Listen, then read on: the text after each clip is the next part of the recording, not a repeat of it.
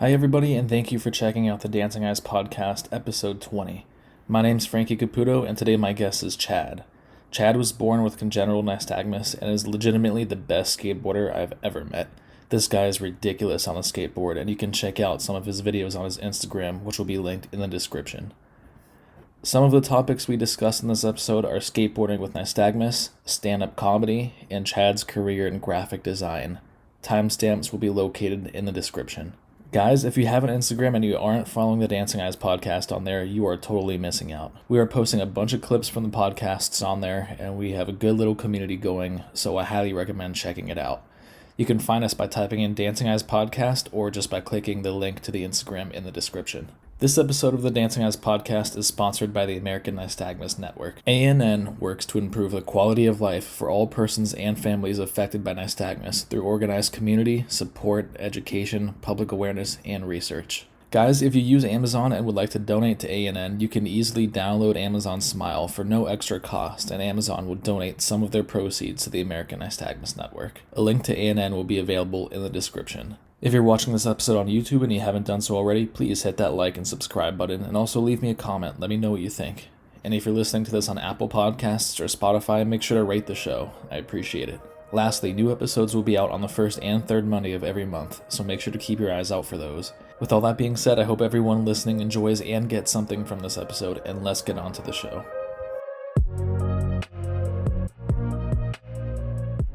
All right, what's up, Chad? How you doing, man?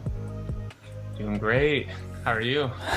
I'm doing good. Well, tell me a little bit about yourself.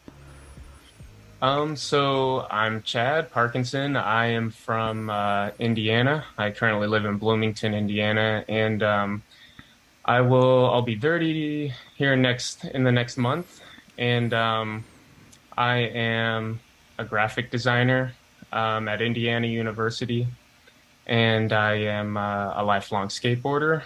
And I have cone rod dystrophy and nystagmus. Well, happy early birthday. We just passed my birthday a few weeks ago. When's your birthday? September 6th. September 6th. Oh, yeah, we're getting close. Yeah, yeah, man. Happy late birthday. Is it weird that I know what day of the week that is? Like, that's on a Wednesday, right? Pretty sure that's on a Wednesday. I don't even know.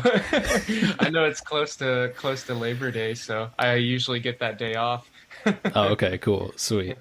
Yeah. Okay, well, you skateboard. I think that that's awesome. To me, as somebody who has nystagmus, it's not completely surprising to see that there's people who have this condition who could skateboard. But I think to other people and maybe even parents of children who are just diagnosed, this might be a little surprising here. So let's talk about the skateboarding. When did you get into that? Yeah, so I got into skateboarding at around 11 years old. So at this point, I've been skating for almost like 18 or 19 years. And I got into it as a way of just kind of exploring what my thing would be. You know, like I tried to play a lot of ball sports, and hand-eye coordination isn't necessarily someone with nystagmus' strong suit. So I really struggled with participating in teams. And just keeping up, you know, I felt like it was really busy for me, whereas skateboarding was something that I could like take anywhere and kind of take the matters in my own hands. And I quickly just started falling in love with it and really loved like the trial and error of it. So yeah, kept up with it ever since. So it's interesting to me how like your eyes may have gotten in the way of you doing other sports, but meanwhile you tried out the skating. Were you hesitant to try the skating, or did you just go straight for it? No, like I really wasn't, because like I haven't mentioned yet, but I have a twin brother, and we're identical. His name's Alex, and so we fed off of each other, and he also has cone rod dystrophy and a nystagmus. So we both were kind of like able to gas each other up a little bit, I think, with a lot of ways of like building confidence. And him and I would, you know, like we'd ride bikes in the backyard, or like we'd like roller skate and skateboard. But then like it wasn't until like the Tony Hawk's Underground game came out where we were like, oh, you can like street skateboard, like you don't need a vert ramp, you know. So we went outside, skated, and him and I just like started getting really into like trying new tricks and And then we made a bunch of friends in skateboarding because it's a really, really welcoming community. So yeah, we once we started, we never stopped. I think that's so awesome that you have a brother, well, a twin brother who also has nystagmus. Because I think a lot of people who have nystagmus struggle to find others who we could kind of relate to. At least I know for me, I haven't met anybody with nystagmus until I started the podcast. So for you to have a twin brother who has nystagmus, I think that's pretty sick. How do you think that impacted your life aside from the pumping each other up and doing the skateboarding stuff? Yeah, I'm so thankful for him. Just whether we have a disability or not, like he of course we have like a twin bond. So like it's unlike anything else, but I definitely think like although like we both were experiencing this and we had each other to kind of lean on in that sense, like I think like we both kind of still experience situations that were a little polarizing, because I think like much like a lot of people who have spoke on your show, like we felt like it was really hard to lay under the radar with our visual impairment, and so we still kind of just it helped having support for one another, but we were both very much like facing this because we were in separate classes, and we did have like our own friend groups that eventually like and a lot of times would form together, and so Right. but like as we would like grow older and get into like high school where it's much larger full of kids, it was just yeah, it was still really tough for us, I think. But So what yeah, was the so tough part there? well, I mean, for Alex and I, like we were able to have like certain accommodations, like so things that just kind of drew a lot of attention to us, like one of the assistive technology pieces that we were given was like like a monitor with a camera on it, and that's how we would use that to like zoom around to the whiteboard and stuff like that. But we just showed up for class, like for the first day of class, like maybe it was like third or fourth grade, and it was in there, and no one told us we were using this, and so we were like Oh, automatically nudged all the way to the front, and we were using this, and I think like Alex and I were just so embarrassed, we didn't want that kind of attention drawn to us, and now looking back, it's like, man, I wish we would have just been like more receptive to things like that, more receptive to help and those kind of accommodations. So we kind of like since then, like we like from there graduated to something more subtle, like a binocular. So I did have one of those that I would use sometimes to be able to read the board.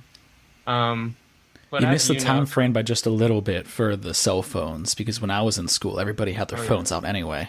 The teachers would oh literally yeah, have everybody take pictures of the boards anyway. So I would right. just take a picture and just zoom in, and I would be able to see everything. Dude, I love doing that nowadays. Yeah, And but game yeah, then changers. I don't think I had a cell phone till I was like 18, like a phone that was good enough to do something like that. So yeah, this was a little before that, but it was, so like my teachers would sometimes print notes out and have that prepared for us beforehand, but a lot of teachers also like had some pushback with that. They didn't want to do a lot of the extra legwork to accommodate for us. So, Got you. Yeah, you're definitely the first. So I've had siblings on the podcast I've had people on the podcast who have siblings who have nystagmus, but you're the first person to have a twin and an identical twin at that. That's sick. And yeah. yeah, I Yeah. have a twin sister and she doesn't have nystagmus, so it's very different. I never really had that person that I could come home to and just talk to about my eyes. I don't think I ever like spoke openly about my eyes to anybody, man. I just kind of kept it to myself. And school was difficult for me, especially the early years in high school. Yeah. I never really got bullied for my lack of vision, but I got bullied for like aesthetically how my eyes looked and how like my head movements and stuff like that. Do you relate Yeah. to that at all? Yeah, definitely. Definitely because like I have trouble with eye contact and I think like I have difficulty with social cues. one habit that I developed over time and still kind of do this is that if I'm having a difficult time focusing with my nystagmus, I tend to kind of look at the floor because it's almost like a palate cleanser, I guess, visually. Like, so, for example, like the first date I went on with my girlfriend, I remember we were outside and she was sitting like in front of like this like lattice but on a patio, like so it was like a cross pattern. Okay. And I remember like I could not like look straight at her at all because the background behind her was so busy that it was just Oh like shit. like it caused my eyes to like really kind of freak out, I felt like. And so I have this habit of looking down, and I think like people associate that with like um like if you like possibly have like autism or or of course like if you're under the influence of something, if you're drunk or high or whatever. And so I've definitely heard that growing up. So it's a lot of things. Or just being And shy too, because I will definitely have yeah, people ask me like, "Hey, why are you so nervous? You look so anxious. Like, why? What's going on?" And I'm just like, yeah, "Oh, my eyes are just kind of always doing that anyway. I'm actually not nervous. I've been so calm, dude. I've been so calm in situations where I'll appear so nervous, and that's frustrating to me because I'm generally a yeah, pretty calm guy, but my eyes give yeah. me the appearance as if like the world's ending." Dude, and it makes you nervous when people are putting you on the spotlight like that. It's like I wasn't nervous, but I am now. And so it's funny how that works. And I also have experienced something where I'm not sure if I've heard anyone on your show mention this yet. But like my nystagmus sometimes when I'm focusing causes my head to shake no instead. Yeah, does that happen to you as well? For sure, yeah. Yeah. I don't notice it, but when I see videos of myself, I'll see my head doing this and just Yeah. kind of going crazy, and I'm like, "Oh shit, I didn't even know that my head does that." But now that I'm seeing It's myself on video, now I can see it. Yeah, it started a lot of shit for me because like people think I'm being like confrontational. So Yeah. I've had that happen at the skate park once when I was like kind of just waiting to go. Like sometimes it's hard to assess when where someone's going and especially when it's crowded. And so I think I was like looking at a distance but like really focusing. And um this person was like, "No, why are you shaking your head no at me?" And I'm like, I was like, "Oh," like I got put on the spot and kind of had to like explain to him what was up. And, you know, we Yeah. squashed it. It was fine. But man, I never even realized until, I was called out for it. So, I think it's when we're moving or when there's things moving and we kind of have to like, because it's difficult for me at least. I don't know about you, but to move my eyes to kind of have control over my eyes. So I'll just move my yeah, head instead. So if I'm looking to the left, to the right, I'll just move my head instead of moving my eyes, and that'll totally look like I'm just saying no. So yeah, yeah, yeah, dude. yeah. Skate. I feel like skate parks have got to be a tough place, especially at what are those called? The ramps, the pit. Yeah, What yeah, you've got like people half going back and pipes and forth. bits Yeah. and like the our skate park here in Bloomington, we have a couple, but like the one I skate at the most is like it's called Switchyard Park. It's a big concrete park, and for the most part, it's all the same tone of concrete. So like one thing that's important for me is contrast, like being able to see if there's like an example would be like my hometown park is like some shitty rough ground with like metal ramps on top of it. And so like because it's like dark metal ramps over like like the different tone and texture of concrete, I'm able to see that a little bit easier. Uh huh. Whereas like with everything concrete, it's a little harder to see all of like the different change in transition and all the different waves and whatnot. So that can be challenging. But now I know that park like the back of my hand, like I've skated it so much, I know where everything's at. So I really have to just look out for people, Right. which is a challenge. Sometimes it gets really crowded there. So earlier you mentioned when you were on your first date with your girlfriend that you kind of had Mhm. to keep looking down and readjusting your eyes and stuff. I'm curious, how did you bring up the nystagmus to your girlfriend? Well, actually, so we met online and More recently, whenever we matched, I decided to put like a prompt on my profile that it basically said like something that people would be surprised about. And I mentioned that I was a legally blind graphic designer and skateboarder, and she was the first person to comment on that, and she was really intrigued by it. And we talked a little bit about Andrew Huberman's podcast. He talks a lot about like Moving your eyes. neurology and yeah and vision and stuff. So she Yeah. was, really intrigued by that, and it stood out to me that she was interested. And so she actually like really wanted to know a lot about it and immersed herself into it. And so she met me with the context knowing that I was already visually impaired. And she actually told me this a couple weeks ago that she wore something really bright so that I would see her easier. And I was like, Oh, dude, nice. I was like, that's so sweet. It brought me in tears because I was She's a like, man, keeper. like, yeah, dude, yeah, like no, dude, she's amazing. But yeah, so I mean, it was really nice. It felt healthy to just kind of like be able to nip that in the bud because that's definitely been a bridge to cross in dating. Yeah, nipping that in the bud is that's always been a thing for me. I never know, and I know I talk about this on the podcast a lot, but it's always difficult to kind of figure out when you're supposed to mention it. Do you have the person that you're talking to say something, or do you say something? And I've found it best for myself, at least, to Yeah, just bring it up. 'Cause a lot of people don't like to ask questions about that. Like if they think that you might perceive it in a negative way, then they kind of just refrain from asking it. And then in my head, yeah, that leads to there being like an elephant in the room and an inability to have a conversation because they're thinking about my eyes. And now I'm mhm, thinking about my eyes because they're looking at my eyes funny. And I'm like, well, I should just say something. So how do you usually go yeah. about that? Well, yeah, I guess it does depend, like if I met them online or if I met them like organically, like already in person. Like. Um, Yeah, so I've had like different situations like that. So if it was somebody that I met online, I would try to address it right away. Like if I feel like it's going somewhere. Um, like in the instance where I met Margaret, I already had it on my profile and it was just readily available for anyone to know about me. And I'm trying more and more to just be an open book about it. But um, yeah, I usually, if I meet somebody though, like I think because like I've compensated really well throughout the years, like a lot of people maybe wouldn't not notice it right away. Um, but like it does come up. It comes up before I get an opportunity to mention it. Like, why do you have to read so close? And what's going on with your eyes?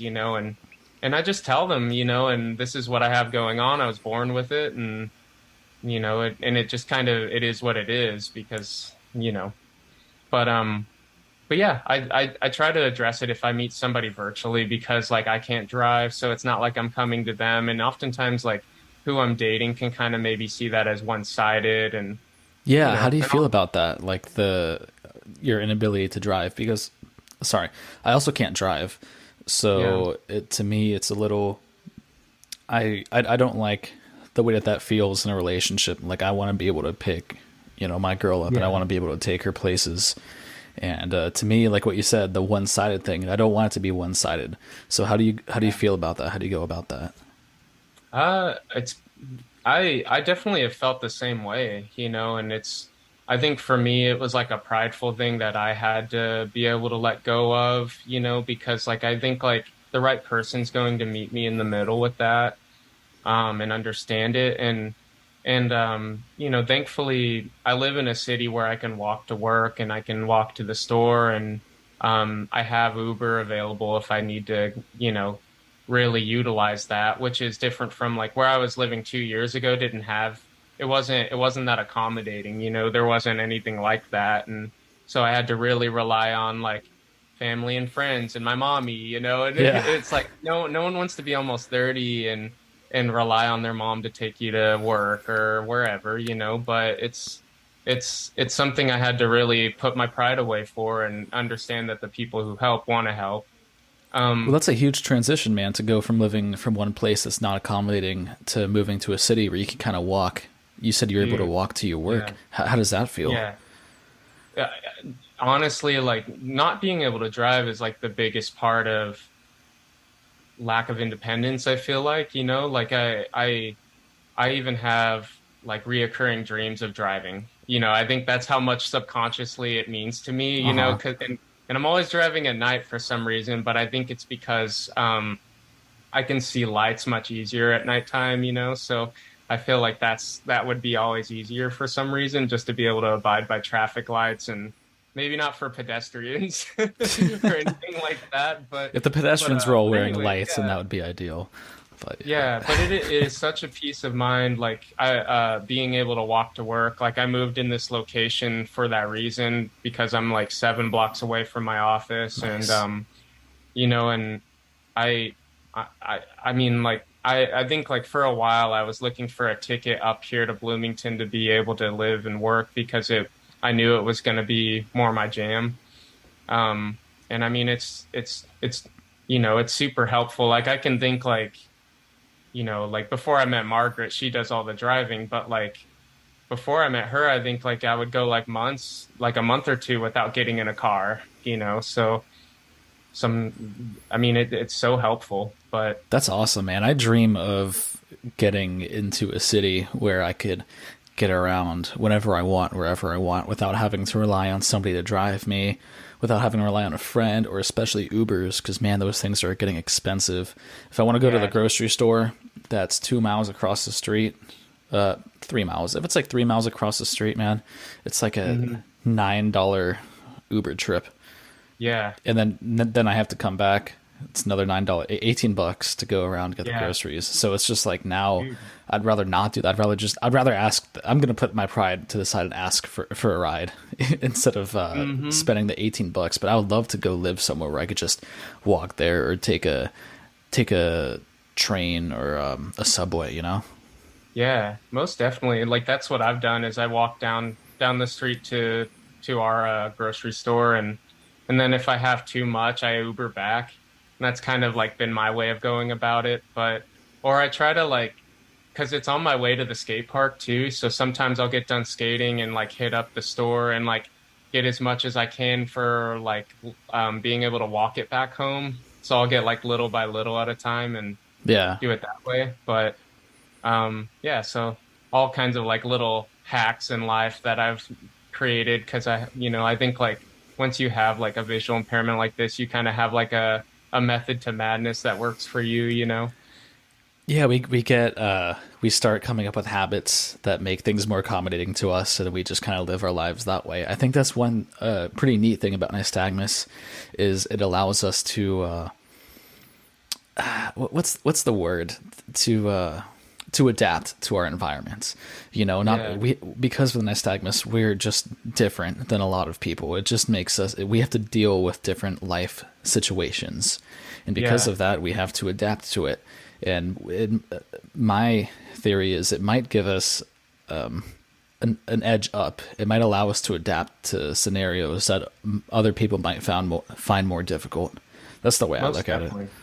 Yeah, you face adversity a little bit and you definitely like have to think creatively in certain instances, and I've developed certain habits that were just like habitual too. Like for me, like everything in my home has a place, like otherwise I'm going to have a difficult time finding it. And, so I've developed that habit way early on where like I'm just like almost particular about things. And so much so where it was like an obsessive type of behavior that I had to let go of a little, but, but, So are you wearing contacts? How are you seeing? yeah, right now I'm wearing contacts. I just started wearing contacts in 2020 and, it's been a game changer. Um, I I don't know. I think like I was kind of in a similar boat as you when I was younger, where they were wanting to try out contacts that were just incredibly uncomfortable, and I was like, no, I'm not doing that. And I felt like they were like they still kind of are a very like a big commitment to have in whenever you're wearing them, say like throughout the day. Because for me, wearing my contacts, I can't really read with them in. So like, like if I hold my phone close, it's going to kind of distort things a little bit more and it's going to strain my eyes. Why? Why can't Um, you read with them? Well, they help with my overall clarity, but like because I have such like a nearsighted vision where I normally look close when I read and write and work, I think my prescription doesn't really it doesn't really complement that. Gotcha. It strains my eyes when I hold things close to it. So, so the only time I really wear them is like after work, when I'm like walking my dog or like when I go to my second job, which is at a comedy club. I'd love to talk comedy with you We sometime. got to. We have Yeah, to. and things like that. Like if I'm going to the store or whatever, and especially skateboarding, like contacts for skateboarding has changed the game for me. It's just been so different. So yeah, I don't know. I waited a long time to try them out, but I'm so glad I have them now. And are they comfortable? Are these the soft lenses? Yep. Yeah. Yeah, they're the soft ones. And at first, I was really irritating my eyes. Like I mean, I had a big learning curve trying to get them figured out, but now it's not too bad. And I definitely went through like a trial and error with like the right kind of eye drops and stuff too. For sure. Um, Can you see better with them so than you did with the glasses?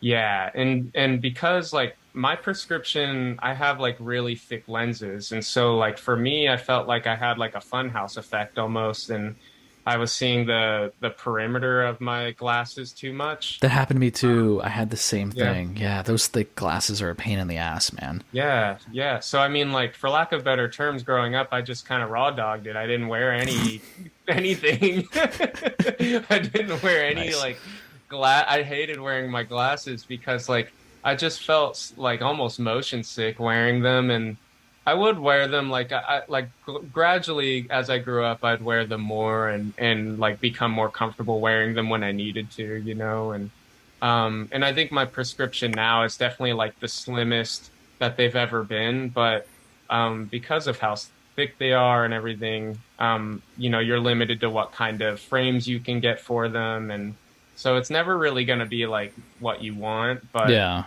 contacts eliminates that. Like I almost had an emotional moment whenever I put contacts in for the first time and just looked at my face in the mirror because it was like the first time I was really seeing my face clearly without like frames around my eyes.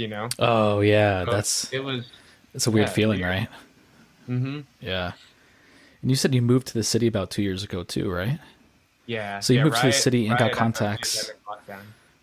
You moved to the city and got contacts like around the same time. Yeah, yeah, I moved in March of 2020, which was a golden time for everyone. And Yeah.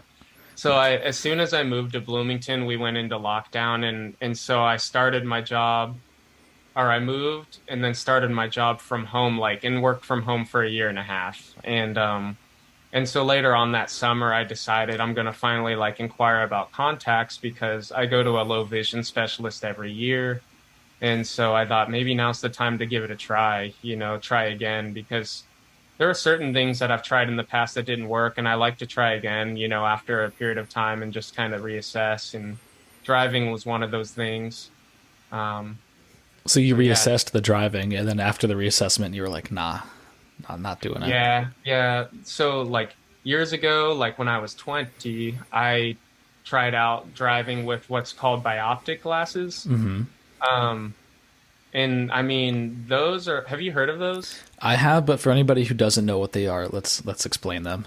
Yeah, they're nuts. So they're like mine were like a big like headband, like a headband and like binoculars that pretty much rest over the nose of your glasses, like the bridge, nose guard, whatever Hmm. it is. And so you have like little binoculars you look through if you want to see in distance, and then if you want to look through like your prescription glasses, you lift up and look through those, and you make really wide head movements to be able to see peripherally. Um, Bonkers. I looked like a cyborg. I was not comfortable with Didn't it. you have It to was train with them crazy. for a long time too before you could Yeah, use them? Like you had a to. long time, and I just Yeah. never got comfortable with it. And so I tried it at a young age, and then later on, like I just thought, well, like it's worth a shot again. So I explored it, and they actually changed it quite a bit. What they have now is like a very slim looking. Um, I think it's one single lens that you look through, like one of your eyes looks Oh. through it possibly, but it's very slim, and I tried it out, but I was told that I didn't meet the legal magnification. What I was using was a 7 times magnification, and what was legal is 5 times. So they ruled it out for me. Um, Okay. yeah, but it would have been much more comfortable using those. The newer one, it wouldn't have been such a big mechanism that is on your head. Because honestly, whenever I was making head movements, it was moving too, and it wouldn't really stay in place very well. Yeah, So yeah. And not aesthetically, safe. I guess the new one probably looks a little better too. Those old ones are Yeah, wonky. you still look like you're blasting into the future, but Maybe in like a more I mean, modern movie though, like a yeah, 2020 it's movie as awesome. opposed to like a 1960 movie. Yeah.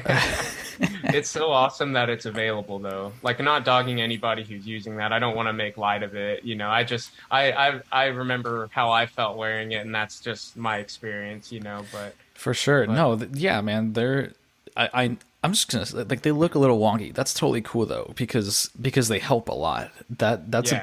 That's a game changer for a lot of people who can't drive, and you may not be able to drive, and you get these bioptic lenses, and then boom, now you can drive.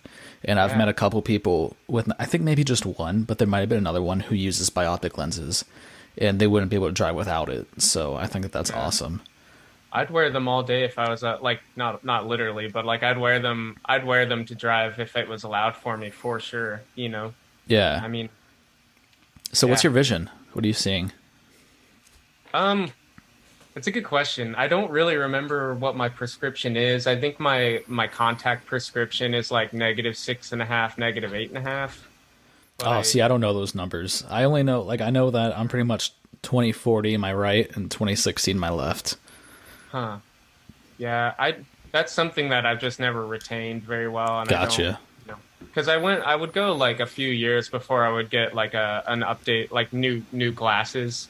I just hold on to the same ones, so I just kind of forget that kind of information, and it's never really helped me explain it to anybody either. Like because I have like a few things kind of working in conjunction with one another. I got you. Dude, I started this new thing where I'm trying to put on some muscle, so I've been eating 200 grams of protein a day, which that's a Wow, ridiculous amount of protein. that's And insane. if you want to eat that much food, you got to drink a lot of water. So, Yeah, dude. I yeah, saw that like so I checked out your personal page and that's how I saw that you do stand up. But I was like, bro, he's buff. He's huge. I'm I working just on never it. knew because I only see you from the neck up on the show. Yeah. Man, yeah. I mean, I've always worked out and lifted weights and stuff. I've been lifting since I was 15. But I've never intentionally was like, yo, I'm gonna go into this. I'm gonna put on a bunch of muscle. I'm gonna get jacked. But that's kind of what I'm doing Mhm. right now. I'm kind of going for it right now. So Good on you, man. That's yeah, great. thank you. Well, let's talk about some comedy, man. What are you doing in the comedy club?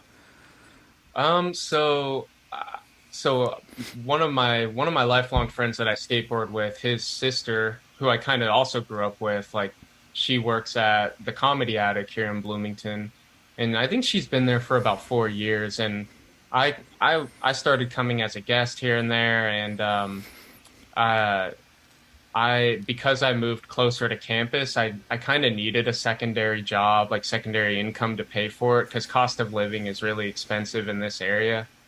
Even though I have like a shoebox of an apartment. But I, she was like, "Hey, if you're interested in a second job, we need somebody to just work the door." And so I was like, that doesn't sound too bad. And so I started. I didn't even have an interview, and I've been there for like a year, pretty much a year and a half, and it's been great, especially like during the pandemic. I kind of wanted to get out of the house a little more. Mm-hmm. Um, and I mean, the Comedy Attic is one of the top 10 comedy clubs in the US. It's just very well received I've by heard of the it. industry.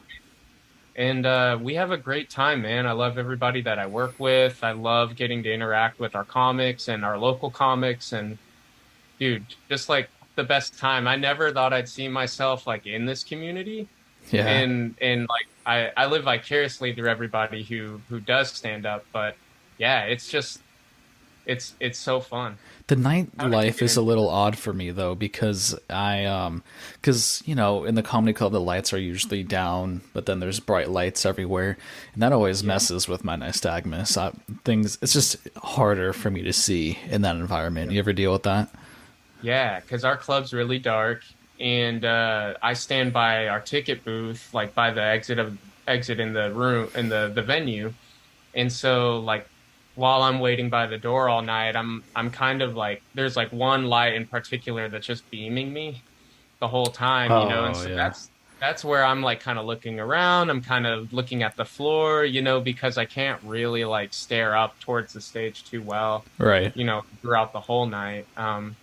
And I've also kind of felt like with my contacts, I've developed a little bit of a light sensitivity. Um, Even like walking home at night, like I'll walk in like certain headlights just seem almost as if they have like their brights on or something, and maybe they do, but I feel like I'm a little weak to that now. I hear you. Yeah, the comedy scene is a weird one, man. It's a weird Yeah. place.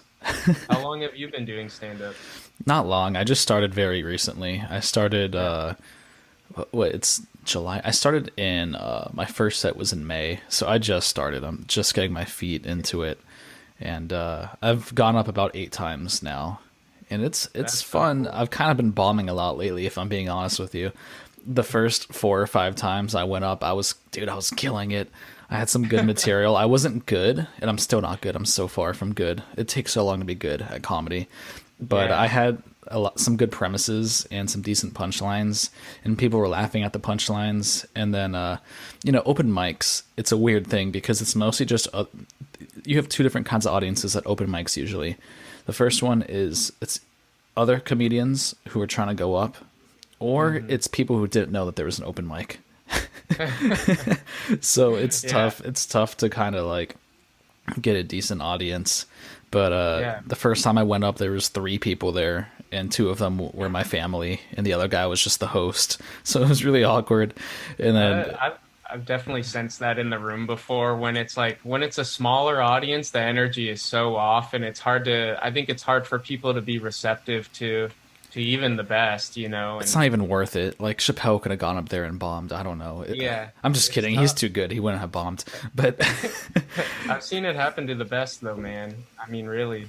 yeah, But it and and then like for me, like well, we're in like a big college city, because the Indiana University Bloomington is like the largest campus, and so like we get a lot of college kids and like frat bros and people who are like they're there to support their one buddy, but they're like heckling everybody else. oh yeah, That's like part of my role is to like go around and say, "Hey, I'm really glad you're having a great time, but you need to like keep your table talk down. Like I can hear you from the door or whatever, like yeah. or tell them not to interact with who's on stage.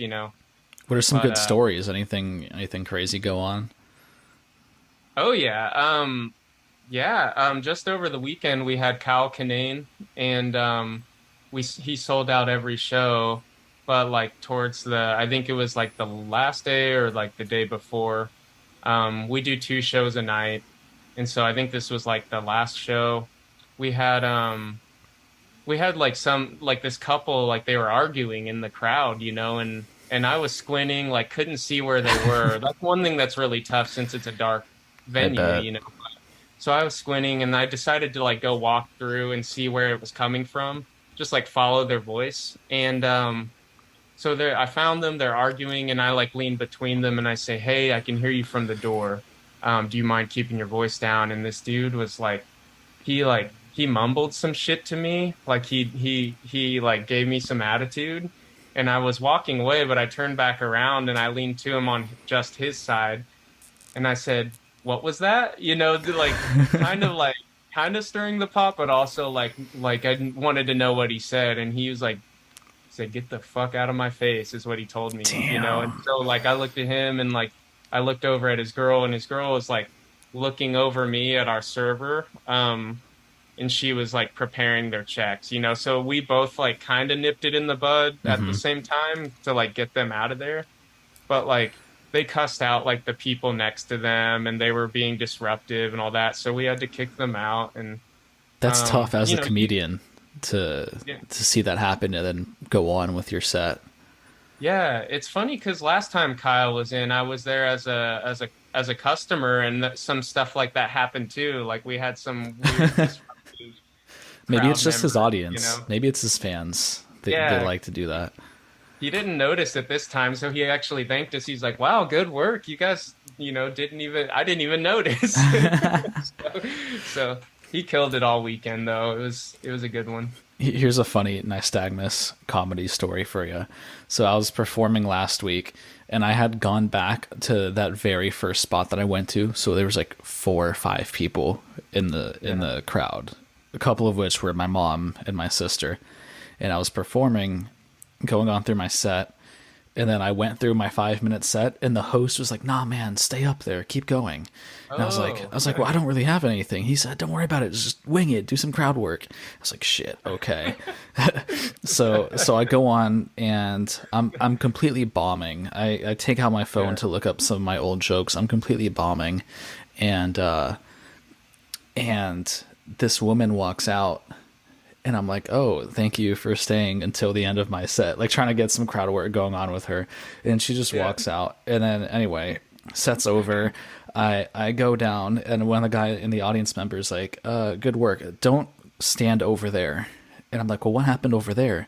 And he was like, "What, you didn't see?" And I was like, "What do you mean?" He was like, "Dude, this woman was throwing up for like 3 minutes throughout your whole set." I was like, "Holy shit, I had no Yeah. idea." So this, Yeah. I bombed so hard that I made this woman throw up. So anyway, and I obviously like my eyesight's so bad, man. I didn't even see it. I was just going through. I was going through my material on stage. Meanwhile, this chick was throwing up the whole time, and Yeah. I could have maybe worked with that. I could have maybe tried cracking some jokes about Right. that, but I didn't even see it. And yeah, How yeah, did she or well like so I would be like seeing flashes of light probably while I'm up there, which is like kind of ironic because they flash a flashlight at our comics whenever they have like a minute yeah. left or Hmm. what have you. And so like I've been curious like because I have been curious about like if I ever want to write material and like try it out, you know. But I mean, because I feel like I would have a lot of like I don't know, like a lot of like fun stories to tell. But anyway, I wouldn't even know if I would notice a flash like letting me know I have a minute or when to be done. I feel like I'd have to like set a timer or I usually and don't then I notice don't it. even know how I'd be able to like keep track of what I wrote down either. Do Yeah, you I think usually don't people do notice that? it. I performed once at a comedy club. Usually open mics aren't always at comedy clubs, but there was one time that I performed at a comedy club and there was about 50, 60 people over there. And Yeah. they allowed for 4 minute sets. And I did my 4 minutes and I kind of like nailed it. Like I got it finished right when I needed to get it finished. And then they had been shining the light and I didn't see it.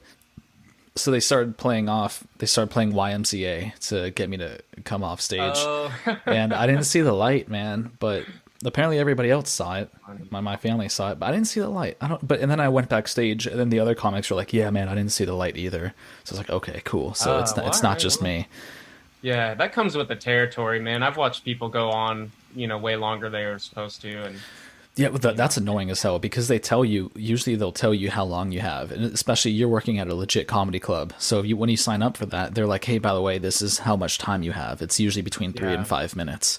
So you got Hmm. to plan accordingly. If they give you 3 minutes, and do a 3 minute set, and it's a pain when people don't do that. So for me, Yeah. the light hasn't been very relevant to me just because I plan according to how much time I have. So, Yeah, but definitely. the one time I did notice the light, and that's just because the host was standing right in front of me, and he just flashed it right in front of my face. I was like, "Gotcha, I see it. Thank you." Yeah, I think like that would be like how I approach it, I guess, like if I was to ever try, because I'd need them to say like, "Hey, like you know me, I have a visual impairment, so if I don't notice this, just like keep flashing it and I kind of know where they'll stand, so I would like have to just like keep looking that direction possibly or something, but I But don't know, I'm also, sure if I they could did figure it it, out. if they tapped their finger over the flashlight, like if they made the light go flickering instead of just a Hmm. steady light, I'm sure that would be easier to see as well. Oh yeah. Yeah. Yeah. That's so neat. I was really excited when I learned that you do stand up, man. Dude, oh my god, it's so terrifying. At least the first two times that I went up, it was so terrifying. It was the worst feeling. It was Yeah. so much anxiety. And then now the anxiety has kind of started to go away because now that I've been bombing, I'm like, okay, that's as bad as it's going to get. So there's nothing Yeah. really to be like. Last time I went up, I just bombed for 10 minutes straight and a woman threw up. It doesn't really get worse than that unless she threw up on me. Like, that's kind of as bad as it could have gotten. So, yeah. Dude, what are those tattoos? Let me see your tattoos. What do you got there? I have quite a bit. Like, so my arms are completely filled up, and I just got a rose hand tattoo like last Sunday, That's sick. so almost a week and a half ago. Yeah, so it's healing. My hand hair is growing back. Nature is healing, and yeah, I got quite a bit. They're all like American traditional tattoos. Kind of like the technique behind that is just with like bold line work for longevity, you know. So It looks like they were you know, done well. thanks. Yeah, I got a guy I've been going to since 2016, but I've been getting tattooed since I was like 17 though. Like, and it was like I think like a longer span from when I was 17 to then, and then once I linked up with my tattooer, his name's Jeremy Galloway. Him and I just we session, you know, every 4 or 5 months. Except for like I just got this one done, and I'm getting my other hand done here this month. So, um, but but yeah, we link up and we knock it out. He's been my dude for a while. I think usually what happens is people will kind of tattoo for a bit and they'll kind of just keep going to different people and they just find that one person and they just stick with that one guy Yeah. or I woman. think like yeah, I like the continuity with all of them now, like being able to like see the similar style with one another, but I also respect somebody who like loves tattooing to where they go to like their favorite artists and kind of collect in different places. Yeah, I think if I was more mobile, I would definitely do that, you know, but I would love I to do stay that. with I that. got I'm trying to save up for a tattoo. I had a goal that I set for myself and I ended up hitting the goal. And instead of getting a tattoo, I got a watch instead. So Oh yeah, sick. because I really want it was a nice watch, but like the tattoos, I've always wanted a tattoo so bad, but I always struggle to make that commitment. Like this is gonna be on my Yeah. body for the I dude, trust me, I'm gonna have sleeves. Like by the time I'm your age, I'm gonna have sleeves. It's gonna be ridiculous. But What kind right of now I have subject nothing. matter? That's the thing. I don't know. I just kind of want cool stuff. My mom keeps telling, because my mom has tattoos everywhere, and she always Oh tells yeah. me, she's like, only get something that you love. Only get something if it means something to you. And I'm like, that's cool and all, but I don't think it's gonna go down like that. I think I'm gonna get a lot. I think I'm gonna get a lot of stuff that just looks Yeah. cool. It might not be meaningful, but that's just me. Oh yeah. My first few were meaningful, but like now, like a lot of them, they're not like brimming with meaning. They're just like they just look nice, you know. And I think like that's definitely a big part of it is like if you have like subject matter that won't open any kind of negative doors and that it's like well done, then that's really like the best recipe for it, you know. And like Yeah, I think like American traditional has a lot of really like beautiful subject matter that everyone can relate to, you know. And so it's a neat you know, style. yeah, and I have like a lot of like animals and different things like arrowheads, and I have like a caterpillar. I do have a fun one of a blind mice walking a guide beetle, or a guide beetle's guiding him on the back of my arm. So that one's That's pretty sick. cool. Do you have them on your Um, Instagram? I gotta check for them. that one might be buried pretty deep on there, but I think it's on there. Yeah. Okay. I don't post all of them, but yeah, yeah. Slightly off topic. I don't even know if I'm going to keep this in the episode, but you mentioned Andrew Huberman earlier. Did you know that Yeah. did you know that he's loaded with tattoos? Is he really? He always wears long sleeves, but apparently I heard him talking about this on a podcast recently, but Yeah. chest, back, just everywhere. He was like, I barely have any empty space. And I had no Yeah. idea. I think that that's so That's cool. sick. Yeah. He's so cool, man. He, like I've already been interested in him, but like he also like appeared on one of my favorite skateboarding podcasts, and he grew up skateboarding, and so he talks a lot about like neurology with that, you know, and And so like I've been geeking on him a little bit here and there, and He's a he's cool dude. So's Lex yeah, Friedman. Lex is a cool yeah, guy. yeah, Yeah. definitely. Yeah, my girlfriend's been getting me on with them too. So And even just speaking about skateboarding and comedy, but I don't know if you're familiar with Mark Normand, but he's a hilarious stand-up yeah, comedian. He's really good yeah. skateboarding too. Really good Yeah. skateboarder. He appeared on the Nine Club as well. That's a skateboarding podcast that I tune into, and yeah, he had an episode earlier this year. Okay, yeah, so that podcast is getting a wide spectrum of people from Mark Norman Yeah, to Andrew Huberman. That's a yeah, wide they range. have branched out quite a bit. Yeah, good for them. That's what's up. All right, so I want to talk about your career a little bit here because you're a graphic designer, correct? Yeah, yep. So I think that that's pretty neat. You know, I've had a couple people who don't do the same thing that you do, but I've had like a graphic engineer and Mhm. other designers. So what does your job entail? So my job at Indiana University is working in the marketing and communications office. So I'm their graphic designer and I create all of our web advertisement, our images for social media. I work with recruitment to create anything for events or swag or anything that we want to kind of help promote the school with. And then I create a lot of different like print deliverables, like we work on booklets and brochures, business cards, flyers, things like that. And in the midst of it all, I supervise and mentor a couple students every semester. So ideally, I get like a junior and I keep them for, a couple years until they graduate.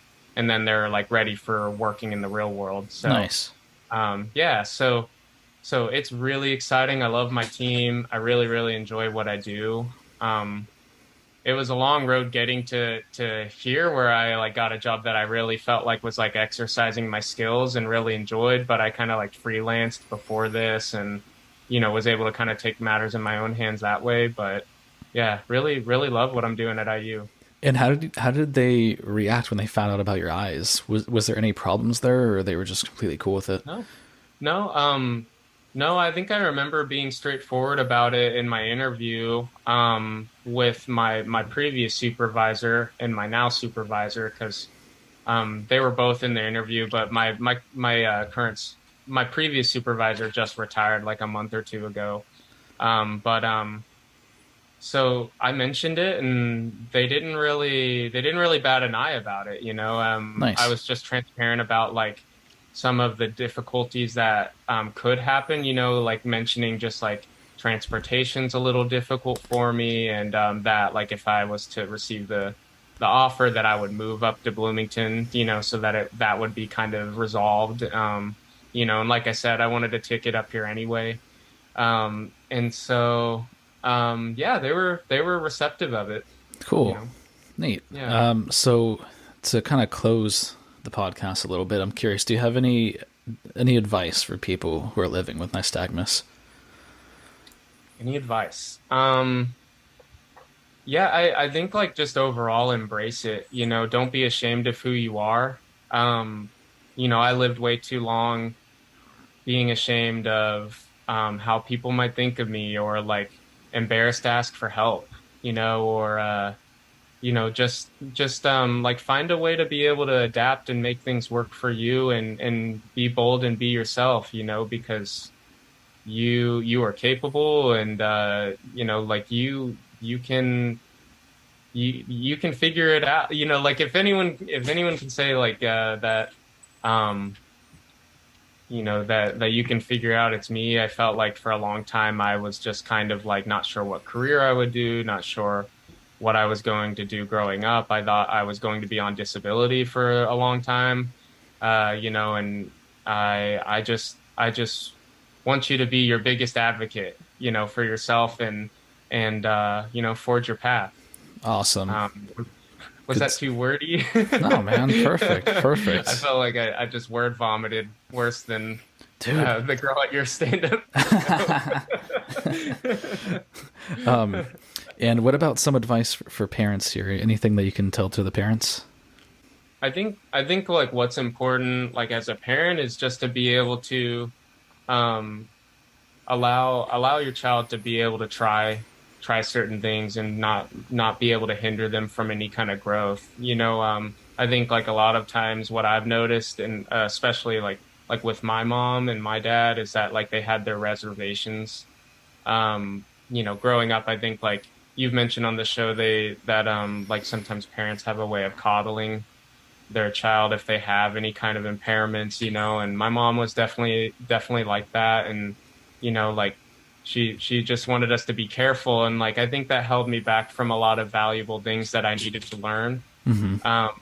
And I think she was also afraid of hurting my feelings, and so she was our biggest advocate and stood up for us, but she also was like, I think like kept us from being bold in certain instances, where like we really could have benefited from just you know as we've mentioned, being adaptive, being courageous, and trying it out and figuring out by trial and error, like, okay, maybe that didn't work out, or maybe that wasn't as bad as we thought it was, so. Yeah, just a healthy balance of that, because think about it this way: your mom could have found out that you were going to go skateboard. She could have been like, no, don't even think about that. That's, oh yeah. I think there's some parents out there who, might not know that your child with nystagmus can skateboard. So it's really good to keep that in mind, I think. Yeah. She used to follow us to grade school because we would walk to school. We lived only 2 blocks away, but she would be like 30, 40 feet behind watching us as we walked to school, like making sure we got there okay.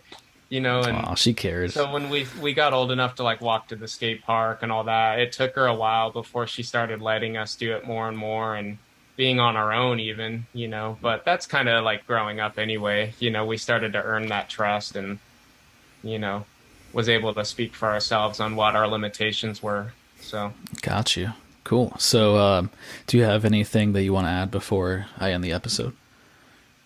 I want to thank you. I really appreciate what you're doing because watching this show has helped me feel like I'm finding like a sense of community after all these years. Like I said, I'm almost 30 and like really besides my twin, never really felt like I had like anybody to relate to this kind of thing with. And, I'm somebody who has cone rod dystrophy, but as I've listened to each of your guests, I've recognized that like so much of what I see is due to my nystagmus, and I never really realized that. And so I found that like a lot of your guests are really relatable, and everyone is just so awesome, including you. You're doing such a great thing by doing this. Thanks, and man. I really appreciate it.